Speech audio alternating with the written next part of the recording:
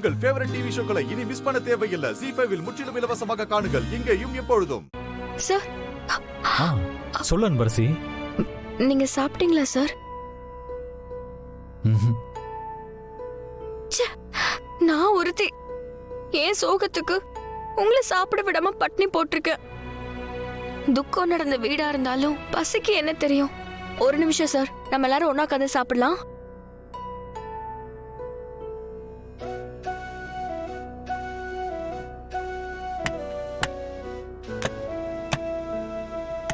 அன்பு, மஞ்சு, அப்பா பாட்டி எல்லாம் சாப்பிட்டாங்களா?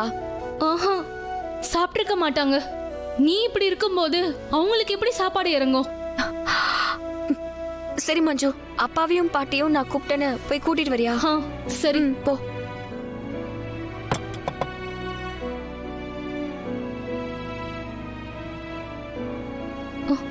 சார், உங்களையும் பாட்டியையும் அன்பு கூப்பிடுறா. என்னாச்சு மஞ்சு? எதுக்கு குட்டிமா கூப்பிடுறா? நீங்களே வந்து பாருங்க சார். வா சந்திரா, போய் பார்க்கலாம். வாங்கம்மா.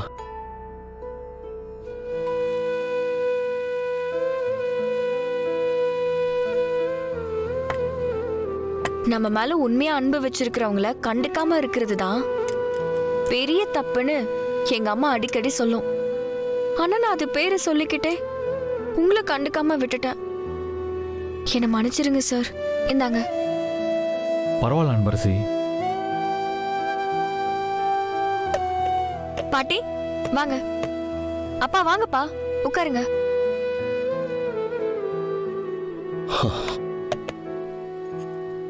உட்காரு மஞ்சு. போதுமா?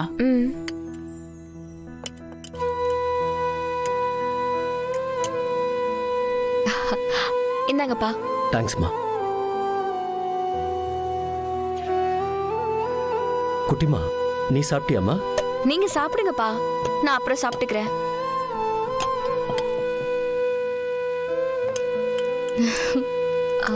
மஞ்சு, எனக்கு ஒரு ஹெல்ப் பண்றியா?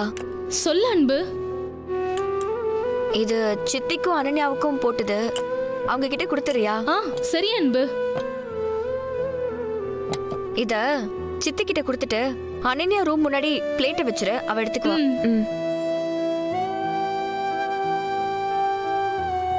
நூலை போல சேலை, தாயை போல புள்ளன்னு சும்மாவா சொன்னாங்க? பாரு, சிவகாமி வளர்த்த அனன்யாவுக்கும் கஸ்தூரி வளர்த்த அன்பரசிக்கும் எவ்வளவு வித்தியாசம் இருக்குன்னு பாரு.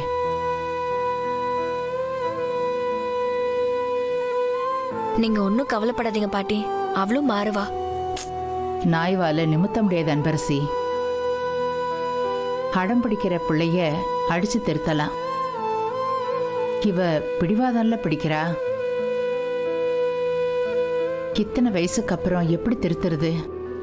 அப்படிலாம் இல்ல பாட்டி, அவளும் நல்ல பொண்ணுதான். ZEE5 ஆப்பை டவுன்லோட் செய்து அனைத்து எபிசோடுகளையும் இலவசமாக பாருங்க.